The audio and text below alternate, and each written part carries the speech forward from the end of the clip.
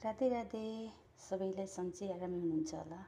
म चाहिँ के भन्न चाहन्छु भने कहिलेकाहीँ हाम्रो चाहिँ यस्तो हुन्छ कि कुकरमा खाना पकाइन्छ अनि कुकर खुल्ने बेलामा जस्तो गरेर खुल्दैन, सिटी यस्तो गर्दा पनि खुल्दैन होइन।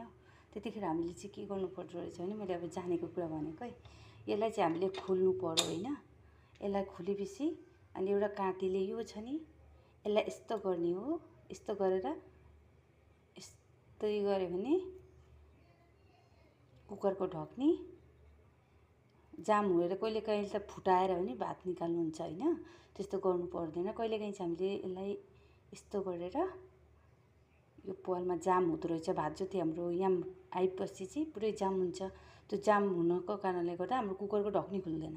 त्यसैले हामीले यसलाई यस्तो यस्तो गरेर गर्नुपर्छ। यस्तो गरिसकेपछि हाम्रो कुकरको ढक्नी खुल्छ। कसैले त पुरा मार्तले हानेर फुटाउनु हुँदो रहेछ, कसैले के गरेर, कोही बेला त खुल्दैन नि त, पुरै जाम लाउँछ। त्यसैको लागि चाहिँ यो चाहिँ यस्तो गरेर यसलाई यति गरिदिनु भयो भने राम्रोसँगले यसको भात चाहिँ यहाँ जो हुन्छ त्यो चाहिँ भित्र अब यो गरेपछि अनि भात जति चाहिँ जाम लाग्यो भने यो ढक्नी हाम्रो खुल्दो रहेनछ कि।